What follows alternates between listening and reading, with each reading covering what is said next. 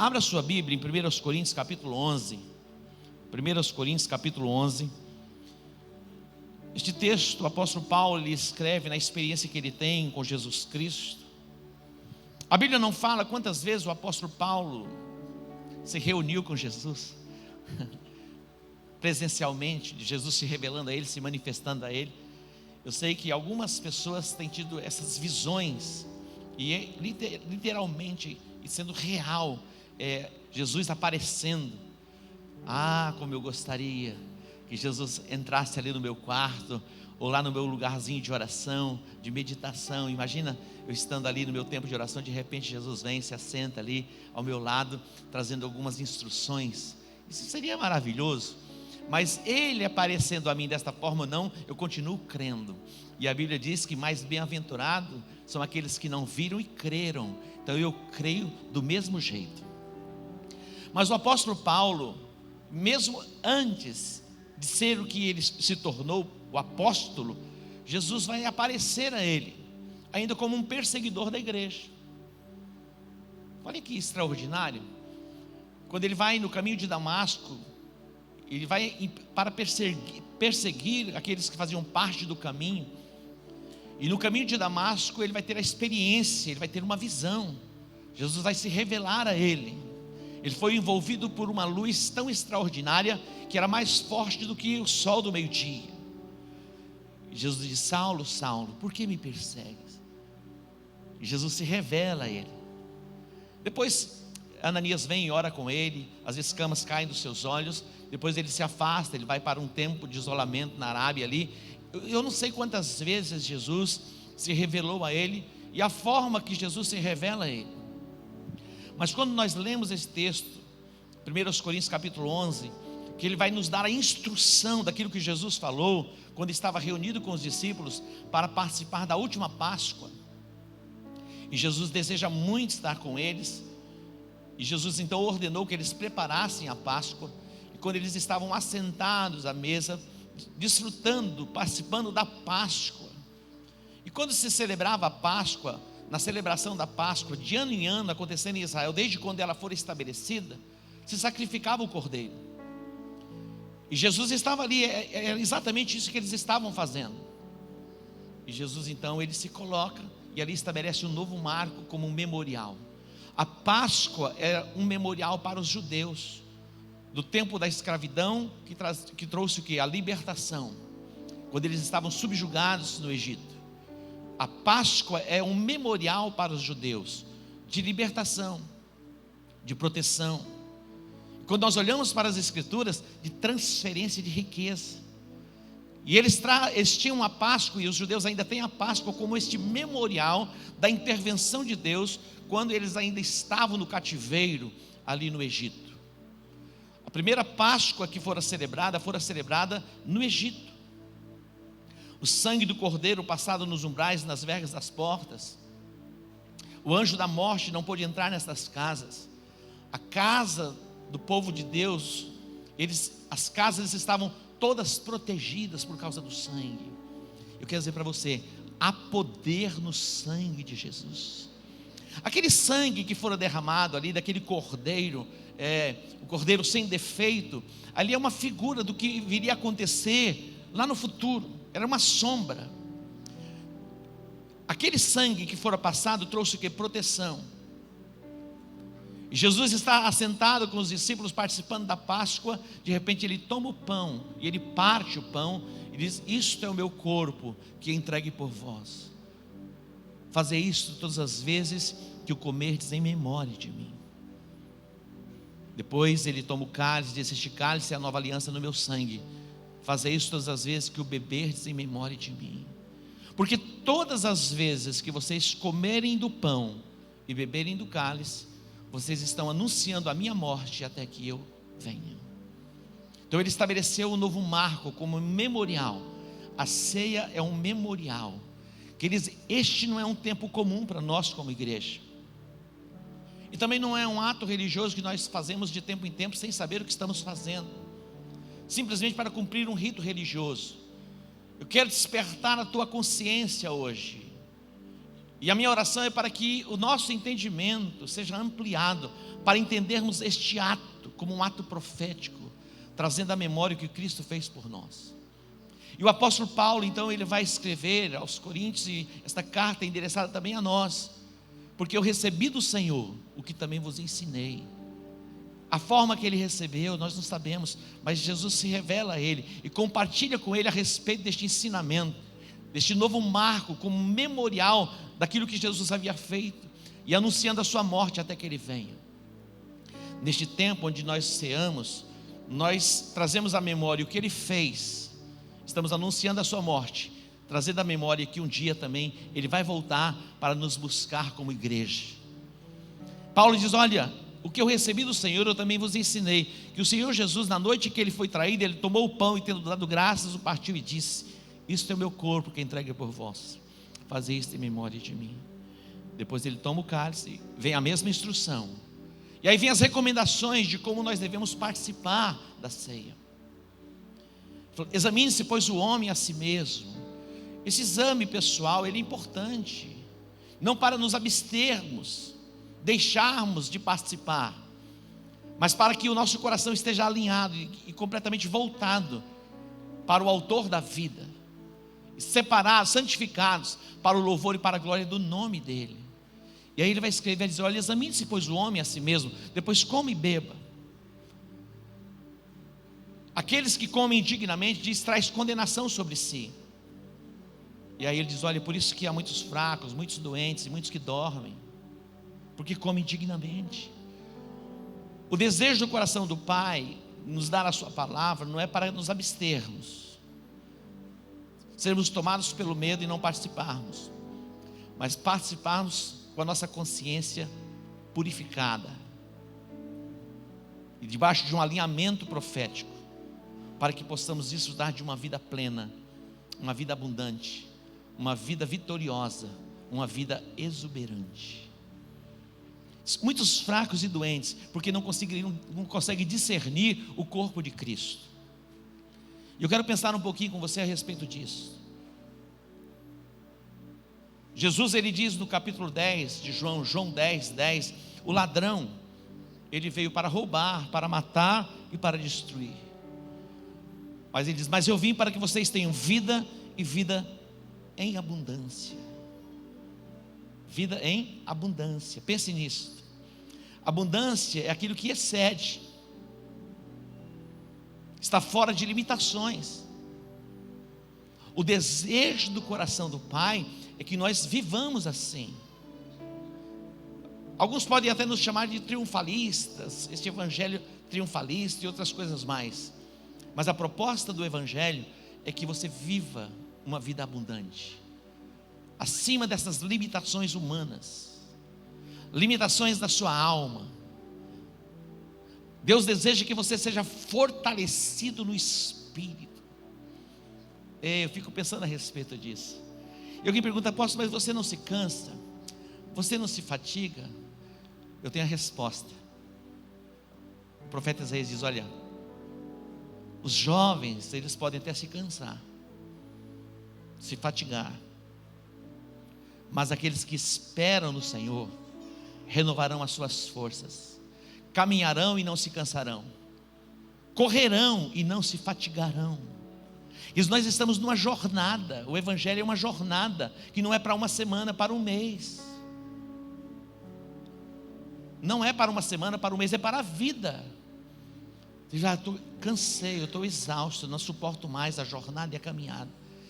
Aqueles que esperam no Senhor, que têm esperança no Senhor, eles não se cansam, eles não se fatigam, eles sobem com asas como que de águias. Eu quero trazer à memória algumas coisas para renovar você, fortalecer você para prosseguir na jornada. O dia da ceia é um dia para trazermos à memória aquilo que Jesus fez por nós na cruz, recordarmos as palavras dos profetas, o que for escrito nos Salmos, o que fora falado por Jesus e também pelos seus apóstolos. O dia da ceia é um dia para trazermos à memória aquilo que Jesus fez por nós na cruz do Calvário. Portanto, Este dia não é um dia comum. O desejo do coração de Deus é que você tenha uma vida exuberante, virtuosa, abundante, em todos os sentidos. A provisão que Deus tem para você, ela não é limitada. A provisão que Deus tem para você é uma provisão abundante. O que é algo abundante? Imagina, você vai numa despensa, você vai na geladeira, você vai lá no armazém onde está a alegria, a paz, o gozo. Tudo isso está em abundância. Eu acredito assim, e eu penso assim. Hoje é um dia para trazermos à memória, nos recordarmos das palavras que Jesus disse. Por quê? Porque se nós não nos lembrarmos do que Ele disse, nós ficamos o quê? Perturbados. É bem verdade que em momentos de adversidade, onde os problemas avolumam e as notícias muitas vezes chegam a nós para impactar a nossa alma, e o nosso coração é tomado pelo medo, nós temos lapsos de memória. Mas eu quero refrescar a sua memória hoje. Vamos lá para Lucas capítulo 24. Lucas capítulo 24 diz que era bem cedo, domingo de manhã. Jesus, ele é crucificado na sexta-feira. Quando vem ao entardecer da sexta-feira, entra o Shabat. É o tempo do descanso para os judeus, e eles não desenvolvem nenhuma atividade. José de Arimateia, um membro do Sinédrio, um homem importante, justo e temente a Deus, ele vai a Pôncio Pilatos e ele pede autorização para ter o corpo de Jesus. E ele tinha um sepulcro onde ninguém ainda havia sido sepultado. Então ele toma o corpo de Jesus e ele leva para este lugar. E algumas mulheres ficaram observando aonde eles haviam colocado o corpo, aonde ele havia colocado o corpo de Jesus. Passa o sábado, o Shabat. No domingo bem cedo, pela manhã, algumas mulheres, elas foram ao sepulcro para cuidar do corpo de Jesus. Mas para a surpresa delas, quando elas chegam ao sepulcro, a pedra tinha sido removida. E quando elas olham, Jesus já não estava mais lá, apenas os lençóis.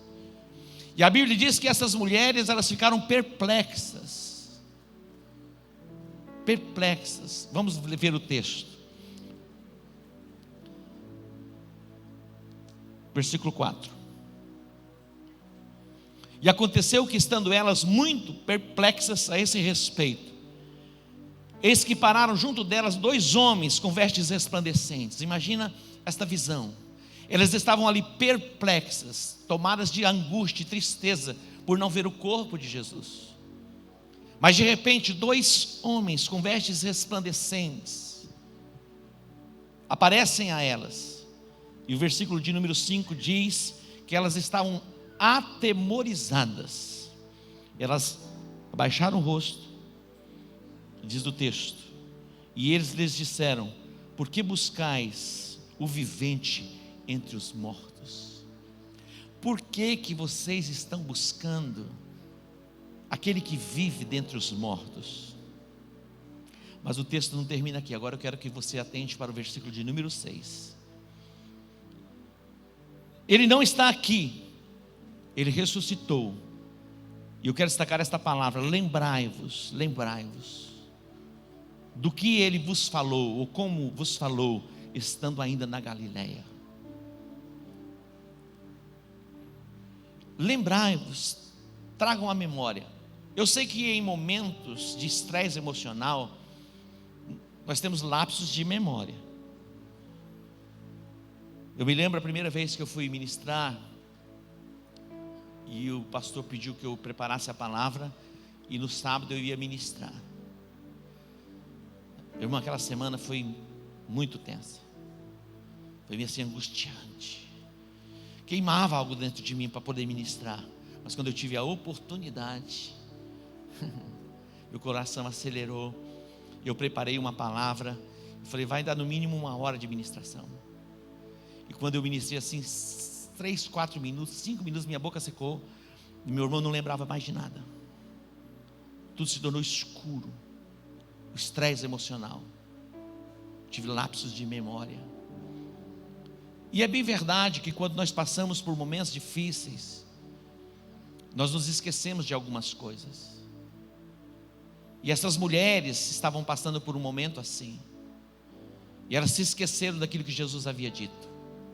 Jesus nunca negou, nunca, que ele seria crucificado, que ele padeceria na mão de homens pecadores e de autoridades. Quando nós olhamos para os livros de Moisés, os escritos de Moisés, depois quando nós atentamos para os profetas e os salmos, vai sinalizando o que iria acontecer com Jesus Cristo. As escrituras são claras, que vai falar do tempo da dor, do sofrimento, da crucificação, mas não fica somente nisso, também fala da ressurreição. Mas elas se esqueceram daquilo que Jesus havia dito, que ele haveria de ressuscitar. Então elas estavam ali perplexas, porque elas não conseguiram trazer à memória aquilo que Jesus havia falado. Lembrai-vos do que ele vos disse. Interessante, eu quero dar uma pausa aqui, para trazermos à memória o que Jesus falou a respeito da sua igreja. Jesus disse assim: olha, as portas do inferno não prevalecerão contra a igreja, não prevalecerão.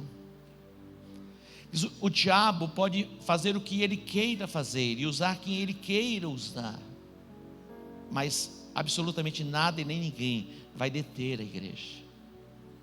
Não é um sistema de governo que vai deter a igreja. Quando nós olhamos para a China, debaixo de tanta opressão, a igreja está crescendo na China, a igreja está viva na China. Quando nós olhamos para o Iraque e outros países onde o evangelho muitas vezes está proibido a proclamação, a igreja ela continua viva e ativa, por causa da palavra que a estabeleceu. Jesus disse assim: olha, Pedro, e ele dá esta identidade a ele: você a partir de agora vai se chamar Pedro, eu te dou as chaves do reino. Mas ele está falando a respeito da igreja, não é um indivíduo, uma pessoa, é a igreja. Tudo que você ligar na terra será ligado nos céus, tudo que você desligar na terra será desligado nos céus. Prestem atenção, eu quero refrescar a sua memória. Não existe na face da terra nenhuma entidade que está debaixo de tanto poder e autoridade quanto a igreja de Jesus. Aquilo que você permitir, está permitido. Aquilo que a igreja proibir, está proibido. Igreja não é indivíduo, igreja é coletivo. Aqui estamos como igreja, e o que nós permitirmos hoje vai acontecer, o que nós proibirmos hoje vai estar proibido. E nós proibimos todo e qualquer tipo de assolação e morte em nosso meio, por esse tal de Covid-19, em o nome de Jesus. Você está ouvindo? Eu sei que muitas pessoas estão perturbadas, neuróticas, angustiadas. Eu quero refrescar a sua memória a respeito daquilo que Jesus disse. Estes sinais seguirão aos que crerem, em meu nome expulsarão demônios, falarão novas línguas, pegarão em serpentes, se beberem alguma coisa mortífera, não lhes fará dano, imporão as mãos sobre os enfermos e os curarão. Exerça essa autoridade. Aí alguém vai dizer: apóstolo, mas nesse tempo de pandemia e isolamento, não tem como estar com pessoas para impor as mãos. Como nós vamos entrar nos hospitais? A Bíblia dá a resposta. Quando o centurião veio a Jesus, o seu criado estava enfermo, à beira da morte, e ele veio a Jesus suplicando para que Jesus curasse. Jesus disse: eu irei curá-lo. Ele diz: ei, não precisa ir à minha casa não, eu nem sou digno de receber na minha casa. Manda uma palavra, e o meu criado vai ficar curado. Eu quero trazer a sua memória: manda uma palavra, fala uma palavra, seja curado, seja liberto, seja sarado. Você não vai encontrar na Bíblia a orientação para você orar pelos enfermos, pedindo a Deus: Deus, se for da tua vontade, cura o enfermo. A Bíblia está autorizando você a curar os enfermos. Ordene a cura, ordene o milagre. Essas mulheres estavam debaixo de um estresse emocional, e a percepção espiritual, elas perderam daquilo que Jesus havia dito. Ah, apóstolo, mas se fosse o anjo que aparecesse a mim e me liberasse essas palavras, talvez a minha esperança voltasse. Mas é o apóstolo que está falando. Preste atenção, não sou eu que estou falando, é o Espírito de Deus falando para você. A palavra que sai do altar, ela vem pelo Espírito Santo. Ah, se um ser resplandecente viesse a minha casa de madrugada e trouxesse à memória algumas coisas que Jesus falou, seria tão diferente. Preste atenção, a Bíblia diz: crede em Deus, estareis seguros, crede nos seus profetas e prosperareis. É interessante porque quando elas têm esta visão, elas trazem a memória, e de repente elas começam a recordar aquilo que Jesus havia falado. Elas foram compartilhar com os outros. E quando elas chegam para compartilhar, a Bíblia diz que eles não acreditaram. Observe os próximos versículos. Versículo 7, versículo 8. E voltando, volta o 7 um pouquinho. Convém, tá, o 8 mesmo. E lembraram das suas palavras, 9. E voltando do sepulcro, anunciaram todas estas coisas aos 11 e a todos os demais. Quando elas voltam do sepulcro, elas vêm compartilhando as boas novas, dizendo: verdadeiramente aquilo que ele disse já aconteceu, ele ressuscitou dentre os mortos. Mas atente para o versículo 10. Eram Maria Madalena, Joana e Maria, mãe de Tiago, e as outras que com elas estavam, as que diziam estas coisas aos apóstolos. Mulheres. Olha que extraordinário, Jesus se revela a elas, Jesus se manifesta a elas. Versículo 11. E as suas palavras, quando elas compartilham, diz o texto, e as suas palavras lhes pareciam como um desvaneio, como um delírio, e não as creram. Imagina, essas mulheres, elas estão fora de si, elas estão debaixo de um choque emocional. Isso não pode ser verdadeiro, isso não é real. Quem está dizendo isso? Os apóstolos de Jesus, apóstolos. Mas eles estavam debaixo desse choque emocional, e a Bíblia diz que eles não acreditavam. Versículo 12. Pedro, porém, levantando-se, correu ao sepulcro, e abaixando-se, viu só os lençóis ali postos, e retirou-se admirado consigo aquele caso. Ele ficou admirado, porque o corpo de Jesus já não estava lá, estavam ali apenas os lençóis. Lembrai-vos do que ele vos disse, estando ainda convosco na Galileia. Quando você não recorda aquilo que Jesus disse, você perde a esperança. Quando você não traz à memória aquilo que Jesus falou, aquilo que os profetas falaram, você não tem esperança. A esperança é a âncora da nossa alma. A palavra de Deus, ela que alimenta a nossa esperança. A nossa fé, ela vem pelo ouvir, e ouvir pela palavra. E a nossa esperança está baseada e fundamentada no quê? Também na palavra. Quando nós seguimos no texto, a Bíblia fala a respeito de dois que estavam indo de volta para Emaús. Eles iam conversando a respeito de todas as coisas que tinham acontecido em Jerusalém naqueles dias. E eles iam falando a respeito da morte. A esperança deles, eles haviam perdido a esperança, estavam entristecidos voltando. Eu fico imaginando Jesus, é muito interessante. Porque quando eles vão caminhando, conversando entre si a respeito dos últimos acontecimentos, Jesus de repente entra no cenário e começa a caminhar com eles. E Jesus pergunta: o que vocês estão falando? O que vocês estão conversando? E eles disseram: olha, você é o único peregrino em Jerusalém, porque em Jerusalém tinha ali muitos peregrinos. Imagina as manchetes do jornal da sexta-feira ou do sábado de manhã, as notícias, como estavam em Jerusalém, todos sabiam. Então eles perguntam: você é o único peregrino em Jerusalém que não sabe o que aconteceu aqui nesses dias? Jesus falou: o que aconteceu? Quais foram os acontecimentos? Aí eles vão compartilhar a respeito da esperança deles. Nós tínhamos esperança, que ele era o restaurador de Israel. E eles disseram assim: é bem verdade que algumas mulheres do nosso meio foram ao sepulcro e não encontraram o corpo de Jesus, mas este já é o terceiro dia desde que tudo isso aconteceu. E eles chegam na aldeia, Jesus vai se despedindo, e eles disseram: fica conosco, já é tarde.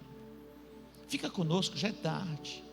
Então Jesus entra, e na hora de tomar a refeição, Jesus vai dar graças. E quando Jesus ora, os olhos se abrem, a percepção espiritual, e eles reconheceram que era Jesus. Quando Jesus dá graças, imagina, os olhos se abriram, e eles disseram: uau, verdadeiramente ele ressuscitou. E Jesus desaparece. E eles disseram: olha, você percebeu que quando ele caminhava conosco, algo ardia, quando ele falava, as palavras queimavam no nosso coração. Quando ele falava no caminho, algo diferente queimava dentro da gente. E eles voltaram para encontrar com os demais, para falar a respeito daquilo que eles tinham visto. Lembrai-vos do que ele vos disse. Quando você não coloca em evidência a palavra, você perde a esperança. Salmo 56, versículos 3 e 4. O salmista diz: no dia em que eu temer, eu hei de confiar em ti. No dia em que eu temer, eu hei de confiar em ti, o Deus cuja palavra eu exalto, o Deus cuja palavra eu louvo. Queridos, nós estamos numa travessia, e este é o momento para trazermos à memória a palavra de Deus. Coloque em evidência a Bíblia Sagrada. O salmista, ele escreve o Salmo 23, diz: ainda que eu andasse pelo vale da sombra da morte, não temerei mal algum. Eu já passei pelo vale da sombra da morte algumas vezes, já passei. Essa é a confissão. Coloque em evidência a palavra. No dia em que eu temer, eu hei de confiar em ti, o Deus cuja palavra eu coloco em evidência. Quando você coloca a palavra de Deus em evidência, as outras coisas se tornam coisas pequenas. O que está em evidência na sua mente nesses dias? Pandemia, pandemia, pandemia, pandemia. Desliga. Tem gente que fica de manhã, à tarde, à noite, na madrugada, recebendo informações. E quando elas vão dormir, tem pesadelos. Isso, de onde vêm esses pesadelos? Isso vem das informações que você está recebendo. Ainda que eu andasse pelo vale da sombra da morte, não temerei mal algum. Porque a tua vara e o teu cajado estão comigo. O Senhor prepara, nos leva, nos conduz aos pastos verdejantes, às águas tranquilas. Refrigera a minha alma, por amor do teu nome. Prepara um banquete na presença dos meus adversários. Coloque em evidência a palavra. O Salmo 91 é um salmo extraordinário, não para estar simplesmente num quadro ou numa Bíblia aberta na porta da sua casa, algo místico para trazer livramento, mas que seja uma verdade nos seus lábios, na sua confissão. A Bíblia diz: aquele que habita no esconderijo do Altíssimo, a sombra do Onipotente descansará. Direi do Senhor, Ele é o meu Deus, Ele é o meu refúgio. Você faz dele o teu refúgio. E diz: olha, 1000 cairão ao meu lado, 10.000 à minha direita, eu não serei atingido. Somente com os meus olhos olharei, contemplarei e verei a recompensa dos... Coloque em evidência o salmo. Coloque em evidência a palavra de Deus. Nenhuma arma forjada contra você vai prosperar. Nenhuma arma forjada contra a sua vida vai prosperar. Nós estamos debaixo da bênção, não debaixo de maldição. Traga à memória, Cristo se fez maldição no seu lugar. Cristo se fez maldição. Gálatas 3,13, Ele nos resgatou da maldição da lei, fazendo-se maldito no nosso lugar. Ele tomou o meu lugar, Ele tomou o teu lugar. Para quê? Para que a bênção de Abraão chegasse até nós. A Bíblia diz que o escrito de dívida que nos era contrário foi cravado na cruz do Calvário. Acredite nisso. Acredite. Isaías 53 diz assim: quem deu crédito à nossa pregação e a quem se manifestou o braço do Senhor? Quem deu crédito? Quem pode acreditar nisso? O diabo diz: não acredite nisso. Você se lembra de Senaqueribe?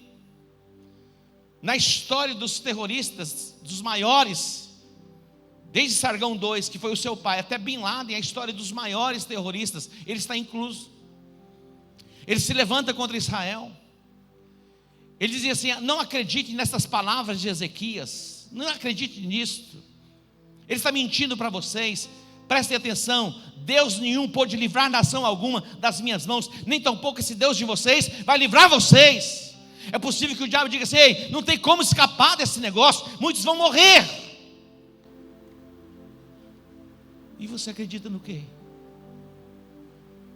Não, apóstolo, mas é a ciência. Então vamos quebrar a ciência. Eu vou acreditar na palavra. Jó disse assim: ainda que ele me mate, nele eu vou continuar esperando. Ainda que ele me mate, eu vou continuar tendo esperança nele. Mesmo que seja consumida a minha pele, na minha carne eu verei a Deus. Eu sei que o meu Redentor vive. A nossa fé não está baseada em palavras de homens. A nossa fé está baseada na palavra de Deus. Eu acredito. Não permita que o medo assole a sua alma. Não permita que o medo prive você de ser fiel a Deus. Continue na sua fidelidade, na sua entrega, consagrando as suas finanças. Continue. Deus não se move por necessidade, Deus se move em meio à expressão da fé. Eu quero trazer à memória aquilo que me dá esperança. Coloque em evidência a palavra de Deus. Praga alguma chegará à tua casa. É a promessa, é o que a Bíblia diz. Se diz, creia. Quando Deus disse a Noé: construa uma arca, acredite, Ele constrói e trouxe livramento para ele, para a sua casa, para a sua família. Acredite na palavra. Quando a dúvida chegar no seu coração, duvide da dúvida. Continue acreditando naquilo que a palavra de Deus diz. Você vai impor as mãos sobre os enfermos e você vai dizer: curado, curado, curado, sarado, liberto. Verdadeiramente Ele levou sobre si as nossas dores e as nossas enfermidades. Lembrem-se, Jesus disse: eu vim para que vocês tenham vida, e vida em abundância. Algo que excede, sai das limitações da nossa imaginação. É isso que Deus tem para a minha vida e para a sua vida. Os melhores dias da nossa vida estão diante de nós. Os melhores dias como família, como casal, está diante, não está no passado, está adiante. Você crê?